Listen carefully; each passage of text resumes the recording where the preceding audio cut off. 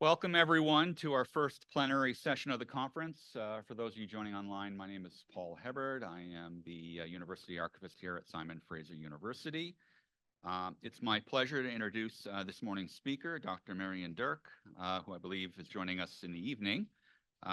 Marian is a research professor for information visualization and management in the design department and the Institute for Urban Futures of the University of Applied Sciences, Potsdam. His research and teaching focus on data visualization with a particular sensitivity towards social, cultural, and technological transformations. Since 2015, he has been co-directing the UC Lab, a transdisciplinary research group that operates at the confluence of computing, design, and the humanities. His current research investigates how visual interfaces can bridge linear storytelling and open-ended exploration within cultural collections. So Marian's going to speak for roughly 40 minutes, after which he's happy to take questions. So over to you, Marian. All right. Thank you very much, Paul, for this kind introduction, and big thanks to the organizers for putting this interesting and important symposium together. I'm really grateful to be able to join your event from afar, from quite a different time zone, but also to learn about your research you've been doing in the Crossing Fonds project, about which we already heard a bit this morning or this afternoon on my end. I really would have preferred to be there in person with you this morning, but I guess let's do it this way. So let's get started. When we consider digital archives, we could say that we're dealing with, super intriguing, highly interconnected, really important information spaces that just wait to be appreciated.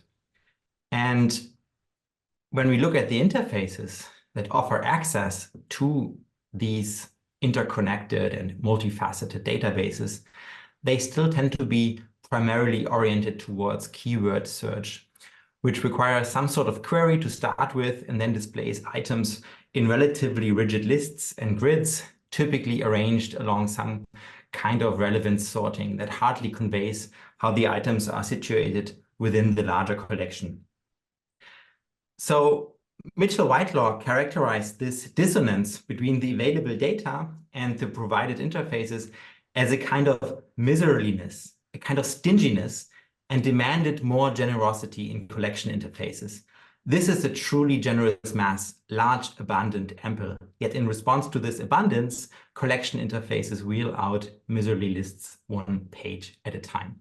But actually, over the last years, data visualizations have already increasingly been employed towards making collections more visible and navigable. Harnessing both the perceptual powers of the human visual system to discern patterns and the computational capacities to process large data sets, visualizations can transform complex and comprehensive phenomena into graphical and graspable forms. So for example, EM Dialog visualizes the life and work of Emily Carr in an interface that uses the metaphors of tree rings and tree structures to represent temporal and topical patterns. The Bohemian Bookshelf offers diverse entry points into book collections to encourage serendipitous discoveries. And this visualization of Benjamin Britten's compositions juxtaposes the timing or the release of these compositions with the poets that he drew inspiration from, unfolding a network of inspiration over the time of his work, life, and beyond. And last but not least, from this little sample here, the colors of design objects in the Cooper Hewitt Smithsonian Design Museum's collection can stimulate casual engagements with museum collections. So even all of this may sound like a rupture induced by the age of computing, maybe machine learning, big data. Actually, visualization has a long history that predates modern computing and arguably has been with humankind for a long time. Its defining feature of creating graphical and graspable marks connects it to the earliest human traces. Long before the advent of computers, humans engaged in recording and recounting significant phenomena using various sensory modalities, many of which can still be regarded as forms of visualization. From clay tokens to the knotted strings of quipus, humans across diverse cultures and time periods have devised graphical and material means to represent recorded information. It is therefore essential to acknowledge and appreciate the continuities of visualization within the broader context of graphical knowledge practices elsewhere and elsewhen. During the modern period, a range of innovative visualization techniques emerged to represent complex information on various subjects. As these visualization techniques evolved, they played a critical role in shaping understanding, informing decision-making processes, and fostering awareness across various domains, revolutionizing how data was perceived, analyzed, and managed. One prominent historic example is Florence Nightingale's Rose diagram, which we see here. It uses visualization to highlight hygiene issues in military hospitals during the Crimean War, revealing the correlation between poor sanitary conditions and high mortality rates among soldiers. This data-driven approach effectively communicated the urgent need for improved sanitation and ultimately contributed to the significant advancements in public health and healthcare policy. The growing popularity of print media and continuous rise of literacy rates further facilitated their dissemination. Around the turn of the 19th century, figures like W.E.B. Du Bois and Otto Neurath harnessed data visualization to address social issues, demonstrating its potential to drive change. Du Bois used visualizations to depict African American social and economic conditions, challenging stereotypes and fostering understanding. Similarly, Neurath, along with Marie Neurath and Gerd Arndt, developed a coherent visualization system to present complex information accessibly, informing policy decisions and raising public awareness on social change in Austria. The system is called isotype and can be considered an important predecessor to today's data visualization aimed at public awareness. The work by Nightingale, Du Bois, and the isotype team continues to influence contemporary data visualization practices. And when we think about visualizing archives, it is worthwhile to ask ourselves, with which ethos are we giving archives a digital and visual presence today? While visualization has a long history that precedes computers, the advent of computing and algorithmic procedures for generating data graphics has undoubtedly introduced new dimensions and opportunities in the field. Early examples from the beginnings of computing demonstrate the transformative impact of computer-generated visualizations on various domains. One of the pioneering efforts in computational visualization was John Tukey's development of exploratory data analysis, which laid the foundation for modern statistical graphics, and since then, interactive data visualizations found application in many areas, including cultural collections and archives.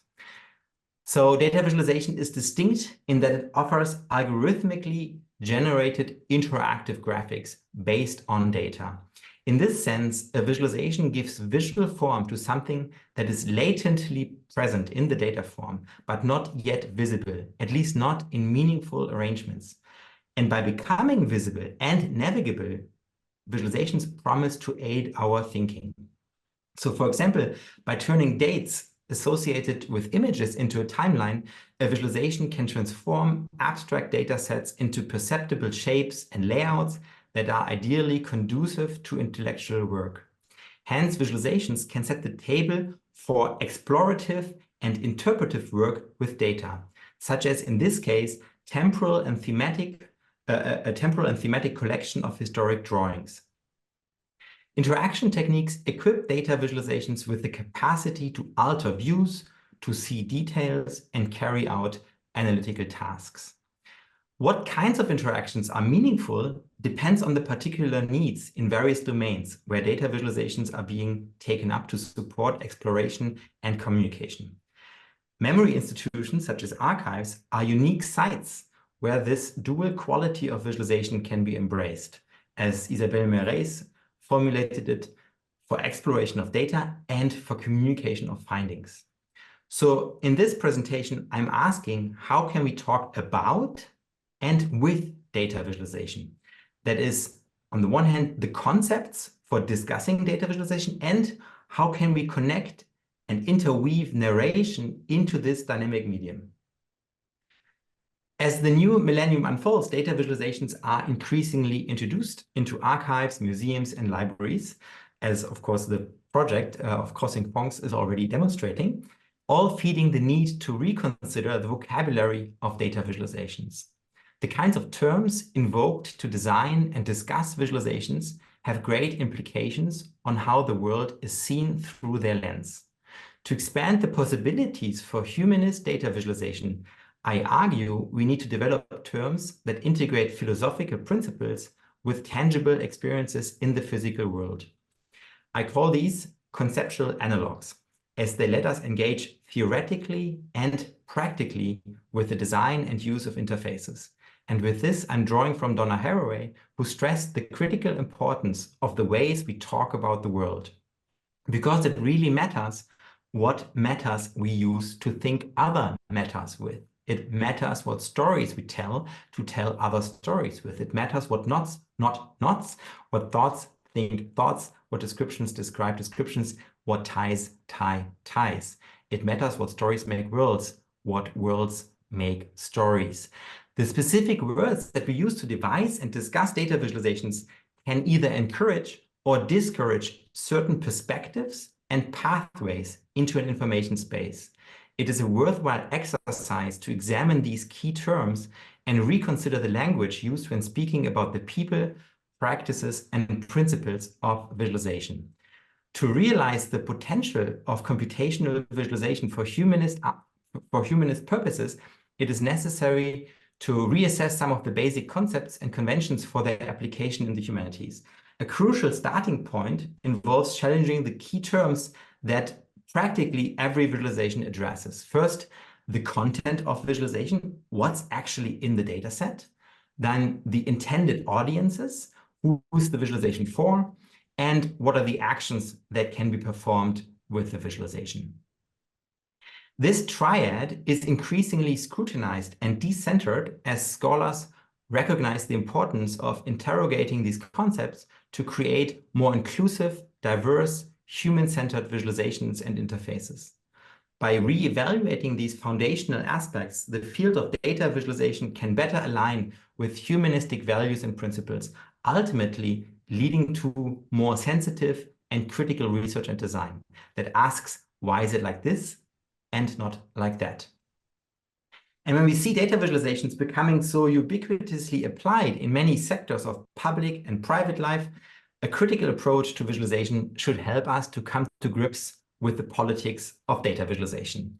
So based on critical theories of knowledge, pedagogy, and geography, a critical approach to visualization proposes 4 basic commitments to visualization design. Disclosure is about making a visualization more transparent by revealing data sources, design intentions, and decisions, actually resulting in a specific design. Plurality is based on the premise that there's no single visualization that captures all aspects of a phenomenon. Plurality encourages the designer to include a variety of perspectives and positions with special consideration of the people affected by an issue and those who are or have been systematically excluded. Contingency is about the variety of experiences that the visualization allows for. Is this highly prescriptive, or does it invite a range of interpretations? A visualization designed for contingency would be sensitive to the changing nature of the represented issue, as well as the particular situation of the viewer. In this sense, it allows people to have a unique experience and gather kind of individual insights with the visualization, depending on where, when, and how they engage with it. And the 4th principle, and it's not really the last, this was the starting set that we actually developed in Calgary during my PhD more than 10 years ago, is empowerment. It captures the dual aspiration of empowering visualization creators and audiences. On the one hand, designers should be able to let their voice be heard and perspective on an issue to be seen. On the other hand, viewers should be enabled to question the representations and utilize them to tell their own story and shift from awareness to action. So, as I said, these principles are not meant as a complete criteria set for judging a given visualization good or bad, but they have been an attempt to devise a questioning lens on engaging data visualizations. So let's critically examine the triad of data viz and start with the user. or the person in front of the screen. A reconsideration of the term user is urgently necessary as it often perpetuates gender biases and implies a certain degree of dependency. A more human-centered approach should emphasize agency and curiosity, using alternative terms that encompass the entire visualization process, from data collection and visualization design to interactive exploration and critical reflection. The notion of the flaneur is one such attempt to convey critical and creative aspirations for the design, study, and use of visual interfaces. Inspired by the literary figure of the flaneur, the information flaneur promises a more profound way of thinking about information seeking as an attempt to reconsider deficiency-based notions of users through the lens of this conceptual analog. Following a flaneur's attitude towards the city, the information flaneur would seek beauty and meaning, as well as issues and tensions in digital information spaces, such as archives and collections. The flaneur has been portrayed as someone who is very much interested in what the city has to offer, but not so much in terms of the commercial spectacle, but rather in terms of the sensations.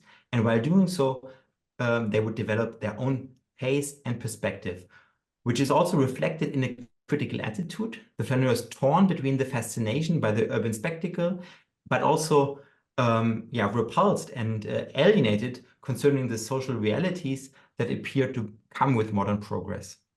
And as part of that grappling with these tensions, the flaneur sees the city as an epic story that calls for creative interpretation. Trying to make the urban landscape meaningful, the flaneur tries to dismantle present realities, to reassemble them and imagine alternatives and possibilities. Translating the flaneur into a poetic persona for interface design, we already heard about personas a couple minutes ago, is a deliberate proposition against pathological and passive notions of users and towards a more active and experiential approach to information practices that is based on a range of information studies. The flaneur is an inspiring, human-centered analogy for information seekers. With the flaneur as a lens, we can examine human-centered research on information seeking and conceptualize the information flaneur as a new model that promotes a shift away from kind of deficiencies in work-centered artifacts to more positive traits, activities, and experiences. As the empirical foundation for this model, we looked at a wide range of research on behavior, perception, and emotion in the context of information seeking. And I briefly share a quick sample. So studies with elderly people and interdisciplinary researchers have shown the practices of and the experience of serendipity. People in various circumstances access and retrieve a lot of relevant information without actually seeking something specific. This involves personal development of an open mind and also a habit of monitoring information contexts where it's more likely to actually encounter these relevant information. Further research on everyday information seeking have shown that there's a dual relationship between high-level and low-level resources. The former provides orientation and the latter offers more practical, detailed information. And these two kinds of resources can also be considered stages of information practices, where we first connect with information sources, so kind of like a landing page, a database or something, and then interact with individual resources like particular articles or videos and so forth. Studies with genealogists and pleasure readers have shown how growing and changing information spaces can actually be a source of positive emotions, such as pleasure and excitement. And among pleasure readers, reading actually becomes a form of personal sense-making that provides the necessary context for personal reflection and problem solving. And based on two studies on curiosity, we can see again two complementary tendencies in the experience of curiosity, interest in learning something new or discovering something new. And that is first seeking the new information. And second, which is really tied to that, also investing the time and effort to fully engage with it. So with the information flaneur, we have a lens with which to synthesize all of this research on the cognitive, perceptual, and affective aspects of everyday information seeking in order to inform the design of visual interfaces. And this conceptual analog helps frame the information seeker as a curious explorer, a critical spectator, and a creative mind. From social media feeds to library catalogs and archives, the question becomes how digital interfaces could be designed to encourage open-ended yet profound interactions with digital information spaces. The information planner proposes a model for information seeking that conceptualizes interaction with digital information at varying levels of exploration and immersion. Since its original formulation, the conceptual analog of the information planner has aided the communication during a wide range of collaborative visualization projects. For example, when we set out to support the strolling along faceted academic databases in the pivot paths interface that you see here. So you can basically go along keywords and see how different academic papers have referenced each other and how it also connects with different authors on the top. Or the word wanderer that turns a static tag cloud into a navigable interface that invites the viewer for a stroll along the co-occurrences of words in a text, such as the fairy tale, I don't know if it's a fairy tale, but the Hansel and Gretel story, maybe not so much a fairy tale. The close-up cloud, which offers an overview of details in the collection of glass negatives that were used for early museum documentation at the Museum for Arts and Crafts in Hamburg. Here, the visitor can explore the collection along close-ups that have been marked up in reference to iconographic aspects in these early proto photographs, basically. And the concept of this interface subverts the overview first principle and starts actually with the details in order to pique interest and encourage exploration along these different iconographic details that have been annotated on these highly detailed glass negatives. So the conceptual analog of the planeur promotes explorability, not in the extractive sense, but rather in the terms of open navigability as a guiding design principle for collection interfaces that functions as an umbrella covering a range of experiential concepts. So the three here as, in a way, placeholders, I think there could or should be more. So orientation, sense of where one is in an information space and where one can go. Visual momentum, the idea that we can make display changes comprehensible, less abrupt, more fluid. And serendipity, helping information seekers encounter interesting information while cultivating an open mind towards actually recognizing that information to be interesting and important. So that's basically the first conceptual analog that I wanted to present to you, the information planeur. And this is actually the foundation for the next analog that I would like to talk about, which tries to integrate two layers of visualization that are typically considered separately. So visual encoding has always been central to visualization teaching, research, and practice. For this, the visual variables are important building blocks, kind of the basic vocabulary of designing visualizations. Likewise, there has also been considerable research interest in the role of interactivity for engagement, insight, and comprehension. Arguably, it is interactivity what sets data visualization apart from static charts and diagrams. However, during the design, and I would say also study of visualizations, visual encoding tends to be prioritized over interactivity, which may go back to the visualization pipeline that has relegated user input to its very end. While considerable attention is devoted to the visual encoding, the interaction techniques are often an afterthought. While this gap is often bridged through animated transitions, the resulting animations can be visually jarring and may not be in any sense meaningful or insightful. They're just kind of filling in the blanks between two display states. So besides prioritizing visual encoding in the design of interactive visualizations, also the interpretation and critique of visualizations is most often focused on the visual layer, often disregarding the dynamic properties and interactive capabilities of a visualization. So to elevate the place of interactivity in data visualization, we turn to the fold, second conceptual analog that I would like to share with you this morning. We turn to the fold according to French philosopher Gilles Deleuze. The interpretation of the fold presents a conceptual analog that makes a proposition about the relationship between visual encoding and interactivity as two tightly intertwined and interdependent layers of any data visualization. The fold offers a useful language for the creation and interpretation of interactive visualizations that takes the philosophical construct of the fold as a starting point that espouses complexity in knowledge systems. When confronted with questions or with new information, folds would begin to twist and turn into a variety of permutations, after which the resulting pointers to other information can become suddenly visible. So you could say the answer was always already there, it was only hidden or not yet folded into an intelligible and visible form.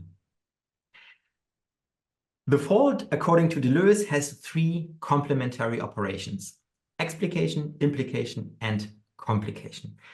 These can be read as a concrete program for the design, or a concrete agenda, you could say, for the design and study of interactive visualizations, in which informational density and complexity can be dynamically and iteratively expanded and reduced. Explication describes the process of unfolding, such as opening a book, and implication refers to the reverse operation, commonly known as folding, that reduces something in size and details, such as closing an open book. These operations draw our attention closely to visibility and existence. If something is hidden through the process of implication, what is folded still comprises everything else, though this is not always perceivable with the human senses.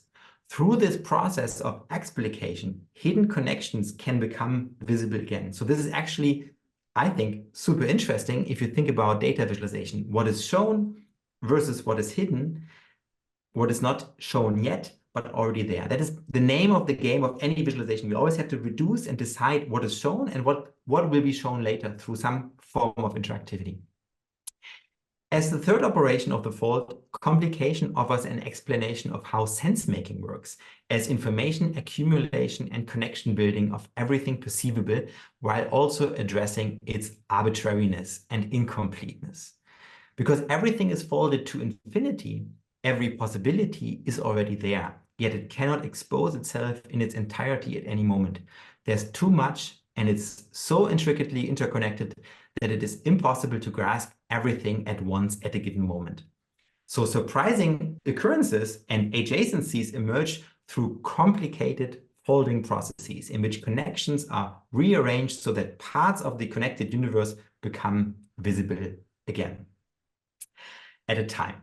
So the perpetual incompleteness of any knowledge is what makes this theory so relevant for data visualization. With visualization, we typically aim to explore and communicate complex matters. But when we do this, we need to make omissions and reductions, which can be difficult to convey. And the conceptual analog of the fold makes a unique and, I would say, very useful proposition about the place of interactivity in data visualization. It's an invitation to approach data through interactive visualizations as elastic, coherent, and potentially infinite systems. Instead of focusing on static snapshots of visualization, which would favor their visual encoding, the fold sheds more light on the in-between states of folding processes, emphasizing the transitions between display sets as meaningful views that need to be carefully designed. So we're thinking of the interface more of a material that has some kind of behavior and not as something static and rigid. Contrary to the techniques that split dimensions into multiple views or enforce abrupt display changes, the fold suggests traceable transitions between successive visualization states, which gradually integrate additional data aspects into the same visualization. The fold is an opportunity to conceptualize visualization in a novel framework that rejects the separation between interactivity and visual encoding. Deleuze's treatment of the fold is rather elaborate, and I had to gloss over many details here. So as a little hat trick, I would refer you to our DHQ paper, where you can find many more details unfolded. These ideas of the fold have found application and iteration during a collaboration with the Theodor Fontana archive in Potsdam. The aim of this project was to support the scalable study of the reference library of this German author. The books contain various reading traces in the form of annotations, comments in his own handwriting, scribbles, and so forth. And what you see here is basically this kind of shift between different granularities. And here we have also a complication view where basically the arrangement that we've seen before is subverted to, in a way, surprise and provoke the discovery of adjacencies and similarities that might be unexpected based on similarities in the reading traces and therefore the reading patterns that Fontana has applied to the books that he read. We can also apply the conceptual analog of the fold to networks and explicate the various connections among authors, see why certain edges are maybe more intense or thicker. And we can also see, we can also unfold edges in network views, for example, to see the temporal order of correspondences and encounters between people, and so forth. So that's a quick sample of how the conceptual analog of the fold, how we basically already try to make it productive in visualization design. Now, we have talked about the flaneur and the fold as attempts to rethink the people and practices of data visualization. Not comprehensively and completely, but to kind of basically address some maybe issues or open questions. But we have not unpacked one of its central concepts, which is data. Johanna Drucker has reminded us by way of etymology that data translates to given, the past participle in plural of the Latin verb dare, to give. She proposes the alternative term capta, which is Latin for taken, in order to refer to all the intentions and decisions involved in generating or collecting data. Which, with this term, we can see data as what it really is, as actively and purposefully collected information. So the term capta marks a significant step towards a critical re-evaluation of data visualization. And this shift comes as scholars have grown increasingly critical of the aura of truth, objectivity, and accuracy often promised with growing volumes of data. So I love the proposition and also the term, but I have a slight hunch, I don't know how you feel about this term, that it is not catching on. However, how about we go back to data sets and expand them to data settings? In his book, All Data Are Local, Yanni Loukissas traces the local specificity of data practices and demonstrates how understanding the data setting is crucial for understanding data, especially in memory institutions. He also highlights the impact of recontextualizing data through digital interfaces such as data visualization. For Loukissas, data settings are the concrete situations in which specific circumstances and decisions shape the data. This reframing emphasizes the impact that contextual and situational factors have on data collection and interpretation. By viewing data sets as data settings, we recognize the role of place and acknowledge that data is not inherently objective, neutral, nor discrete. Data settings encourage us to critically examine the assumptions, limitations, and potential biases inherent in data, as well as the methods used to collect, analyze, and visualize it.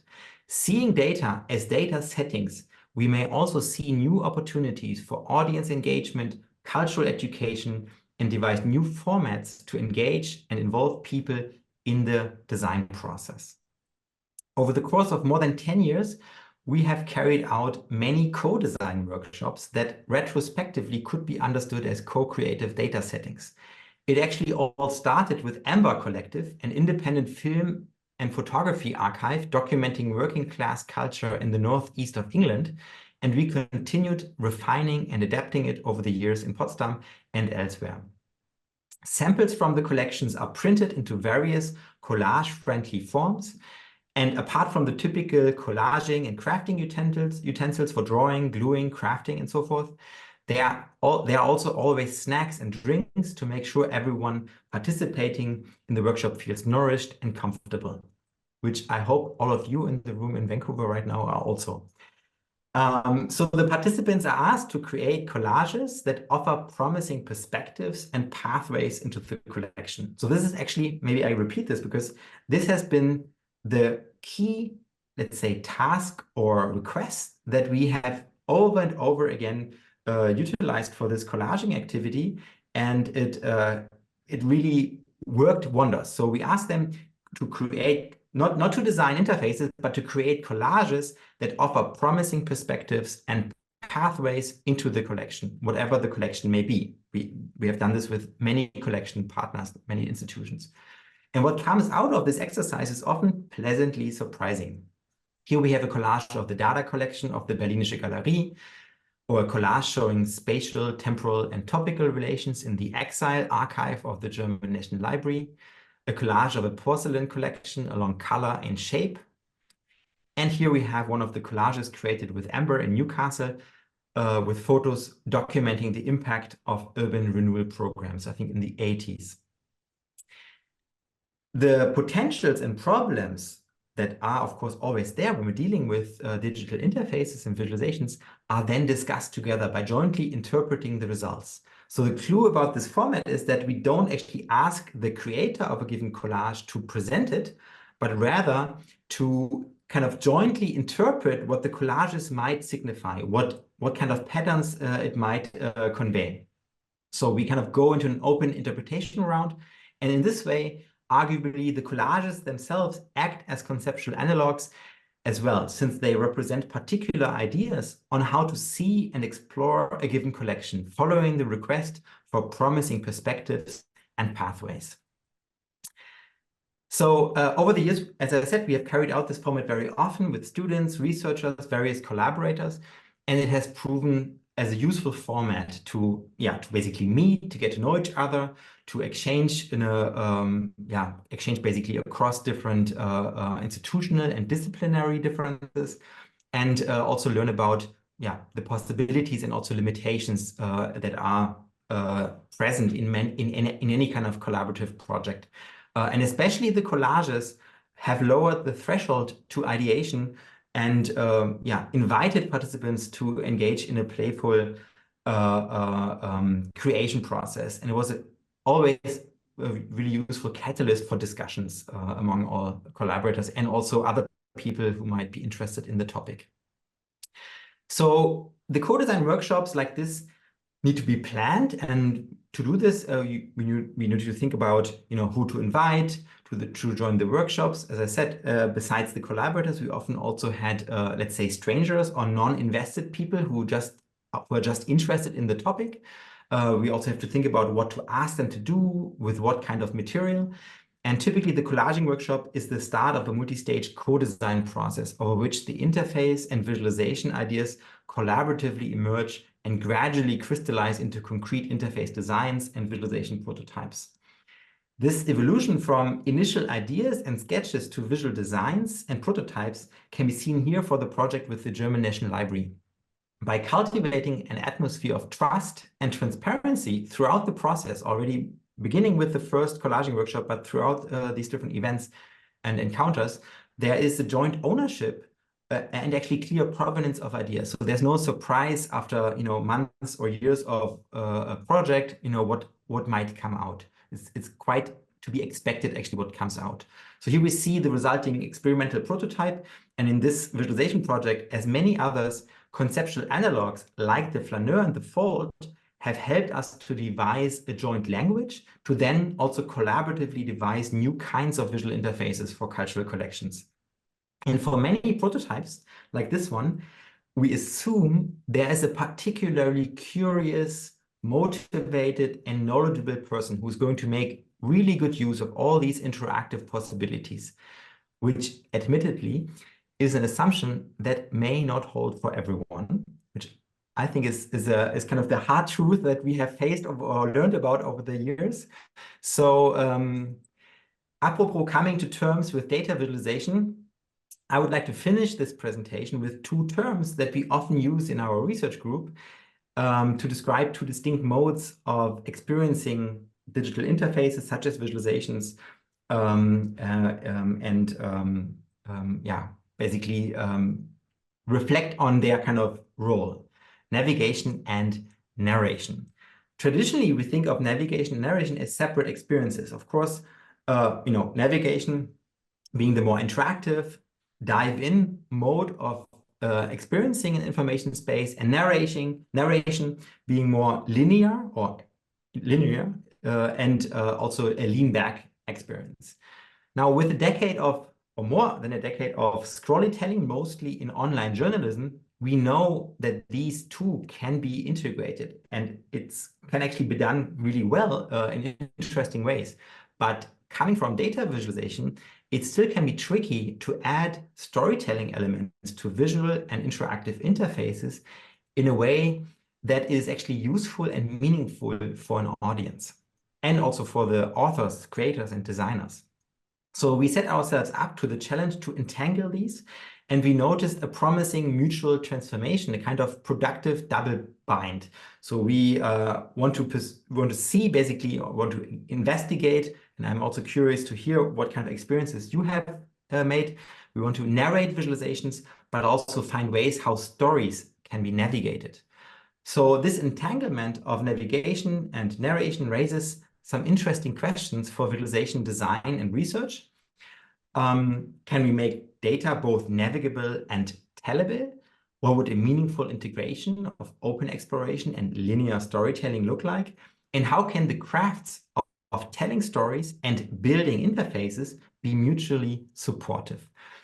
Very briefly, because I think I'm close to out of time, I will show you a few tentative results, but this is mostly work in progress. So as about everything what I've talked about, I'm happy to hear your feedback. So the REFA reader is a prototype created during the recently concluded Restaging Fashion project. It interweaves items and entities from an Omeka instance.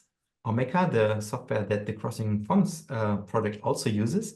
And it interweaves these items with art historical essays written in Markdown. So the narration provides background information about the collection and its historical significance, while the linked items and entities encourage navigations into the entire collection along elaborate semantic connections that the Omeka database basically contains, not automatically, but through lots of work that has been put by the research team into this database. And the REFA reader is about to become a kind of a reusable, let's say, prototype template. It's not quite a module yet, but it might be interesting for your project as well.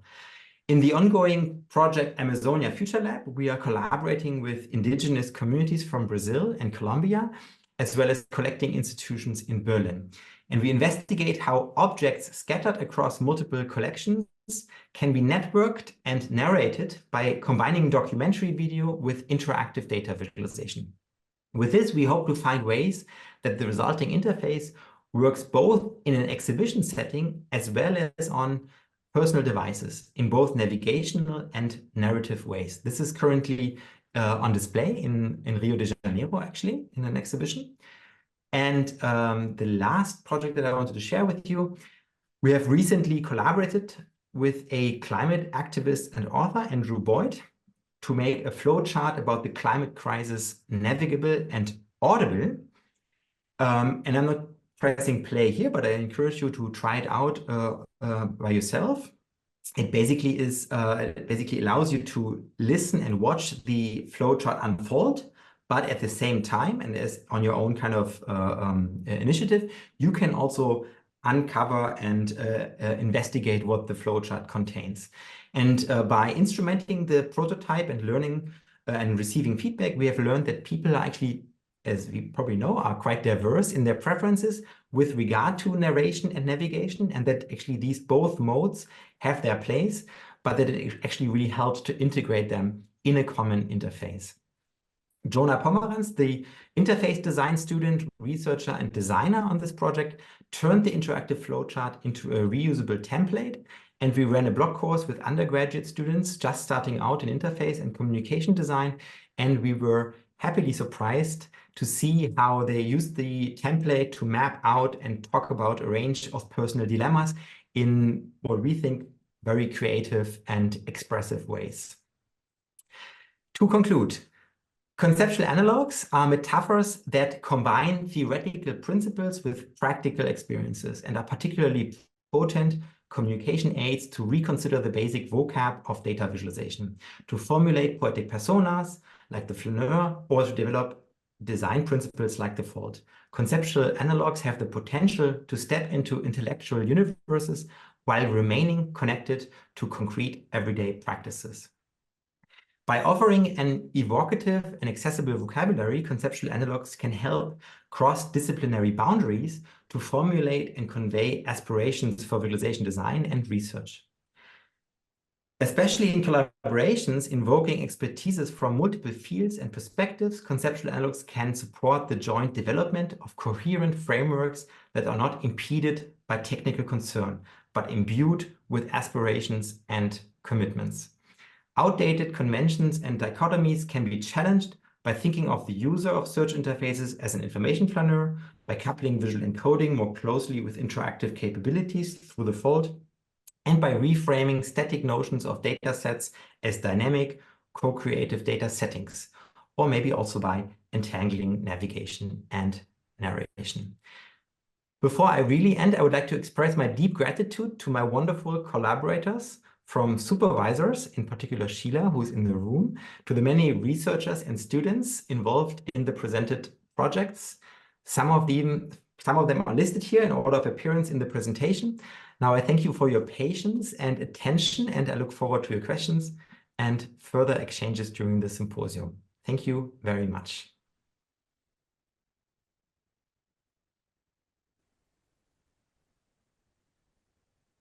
Thank you, Marian. I really thought many of the issues you raised in your talk really resonate with the research we're doing in the Crossing Fonds project. So great synergy there. I'd like to open it up for questions. Does anyone have a question for Marian?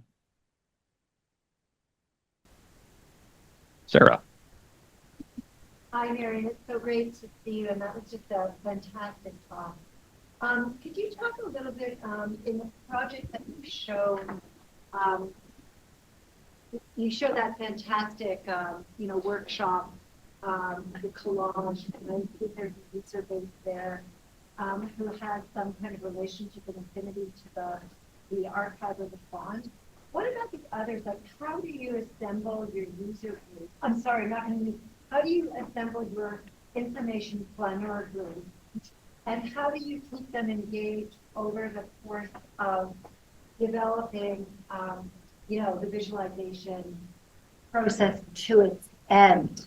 Sheila was talking earlier today about, when we're inventing technologies, even complex visualization, it takes a lot of time and investment and engagement with that group. So, and we have, if you were listening earlier, there's differences between archivists and researchers, for example, and how they perceive the space. So love to hear more about your participatory design process.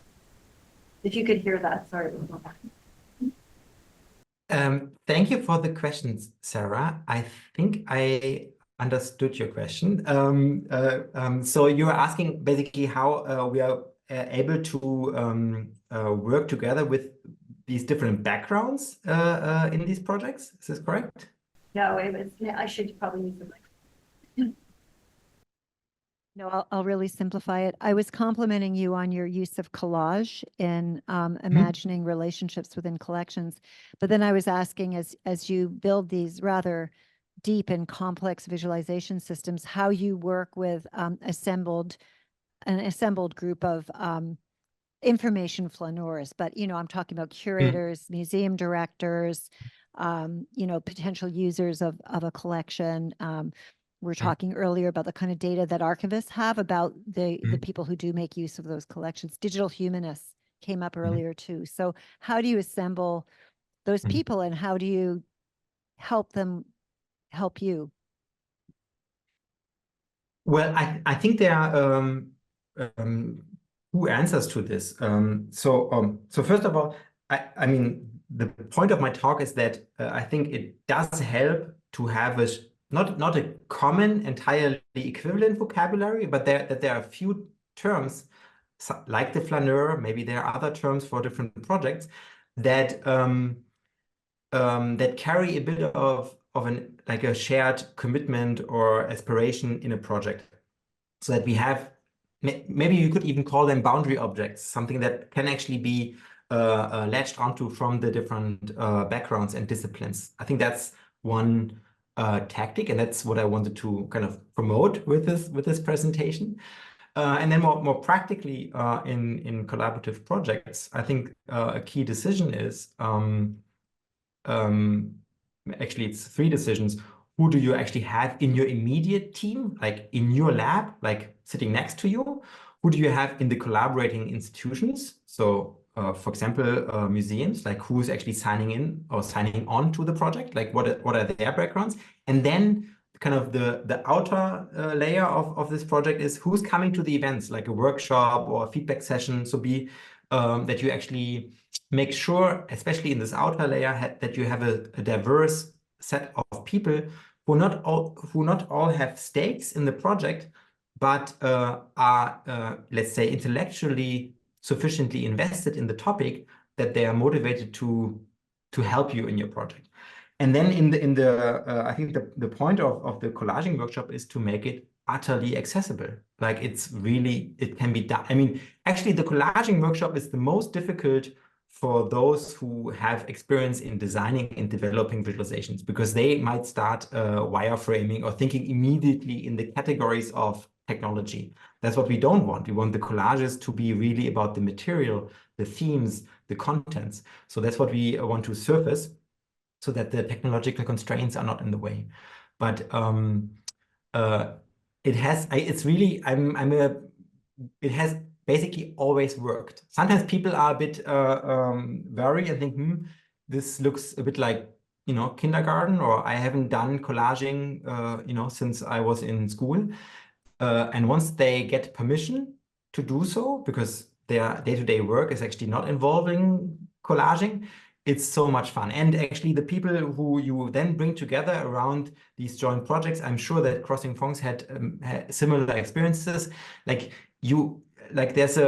an occasion to talk and discuss and ideate together that would not be there otherwise, right? So really, I think the collaging, the objects, the materials, it just provokes a certain exchange that I think you wouldn't have otherwise. Thank you. Any other questions?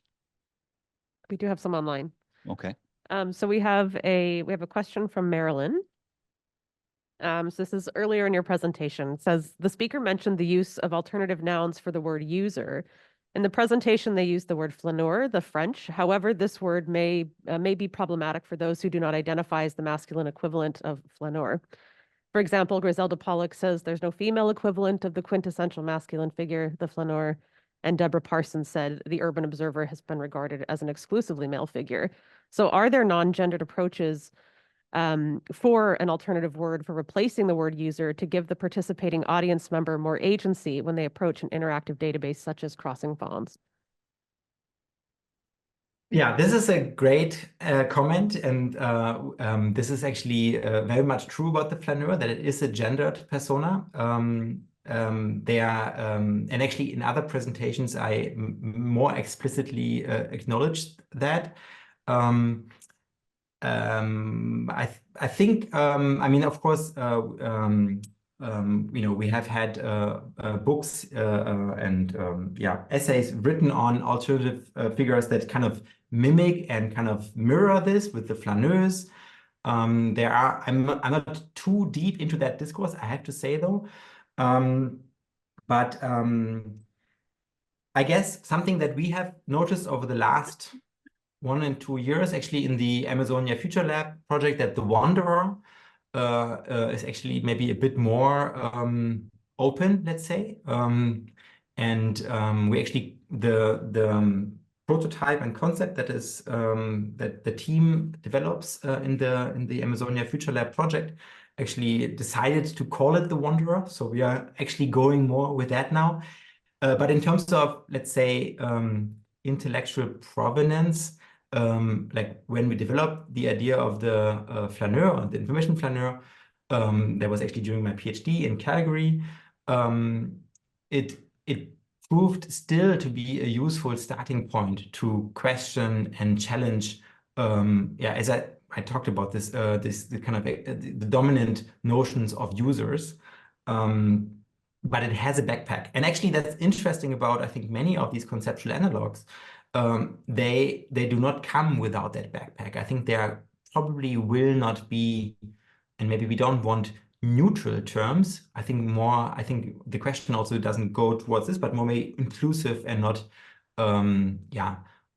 problematic terms. And the flaneur indeed has that a backpack for sure. Yeah. Thanks for the comment, and thanks actually for bringing it up because I think it's important to acknowledge that for sure. More questions? There are, but I'm going to leave this to Sarah because we're over time. Okay. One more? We do have one more online here. Is there one in the room? There's not. Okay. So this one is from Rich McClay. Wonderful presentation, Danke. Your concept of the fold calls to mind both the Mandelbrot set, fractals, and the concept of emergence.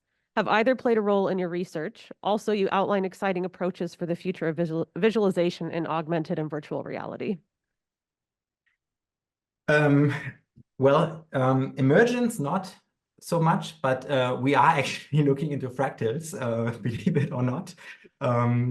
So this is maybe there's something in the air. We actually I haven't talked about the project, but we're working with a French photographer, Frédéric Brenner, who documented Jewish diaspora over the last 40 years as a photographer, traveling into the former Soviet Union, into different parts of Africa and Asia and the Americas. And we are thinking how to embed and interweave this idea of fractals, this kind of self-repeating nature, especially with photo archives. We think it might be, let's say, generative, because you often have these sets of many almost similar photos, especially, of course, with digital photography, but also with analog photography. So yes. And the last bit about the question, I think it slipped. VR. I have to say, I mean, 3D objects have played a role in the Restaging Fashion project, but it hasn't been my personal focus so much. I do appreciate the flatness of the screen in 2D. I think there's enough depth, especially through the lens of the fold and interactivity and so forth. But I wouldn't close it. I think there are definitely interesting opportunities ahead. Okay, thanks. Thank you, Marian. Everyone, please join me in thanking Marian. And you're free now for a beer, and you can go to bed. I think I will hang in here a bit and listen. So thank you very much. Thanks for bringing me to Vancouver this way.